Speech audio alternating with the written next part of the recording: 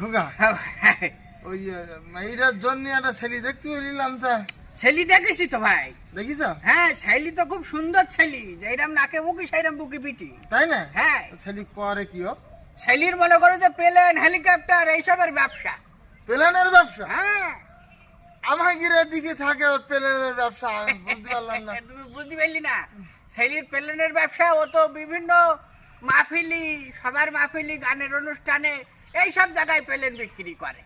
আমার যদি সবার মাহফিলি গানের অনুষ্ঠানে প্লেন বেছে, হ্যাঁ, আমি বুঝতে পারছি না। তুমি ভালো করে বলো দিন দেখে। কেন ওই খেলনা ফেলেন ওই বিক্রি করে।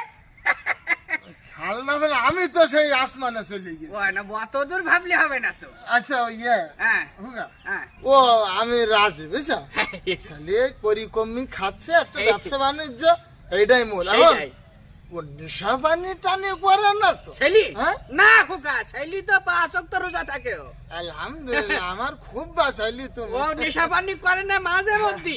হ্যাঁ। ওই মনে করে ইফতারির পরে ওই 2-1টা সিগারেট একটু খায়। ও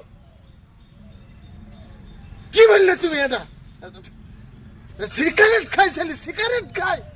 সিগারেট কি সব সময় খায়? উত্তেজিত হচ্ছাও কেন? সিগারেট বাবু কখন খায়?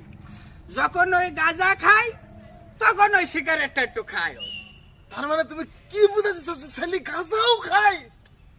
তুমি তো জিনিসটা বুঝলি না খোকা। কি বুঝবো আমি? গাঁজা কি মানুষ সব সময় খায়?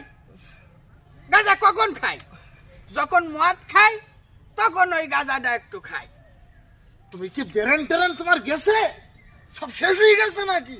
তুমি এক বলেছো সিগারেট খায়, গাঁজা খায়, এখন শেষমেশ কিনা মদও খায়। হাস, শোনো বাবু, মদ তো সব সময় খায় না। মদ কখন খায়? কখন খায়? যখন মনের ভিতরে একটু রং লাগে, মহিলা লোক না একটু নাচন কতন করে, তখন ওই মদটা একটু খায়। মানে ভাই ছেলে বিলে আবল তোমার লাচন কতন করে মাঝে মধ্যে। তুমি সেই ছেলে নিয়েছো আমার জন্য? এটা হইলে তুমি বিষয়টা কি? এটা ছেলে কিনা এটা মাইবাসিও করে? তুমি জিনিসটা বুঝলি না খোকা। ও কি মহিলা ছেলেবিলি না সবসময় নাচন কতন করে? মনের মধ্যে রং কখন লাগে? কখন? যখন মানুষ জেলেতে ছাড়া পায় তখন ওই মহিলা লোক না একটু নাচন কতন করে। তুমি জেল খাটা সন্ত্রাস নেইছো আমার বাড়ি, তোমার ছাতাই তোমার ঠ্যাং ভাঙি তোমার। আমি ওর মধ্যে নেই। ও যে জেলের কমিশন, আমি ওসব ছেলে পিলে আমি নেবো না। শোনো আমি বললি কথা না হবে না মোটেও।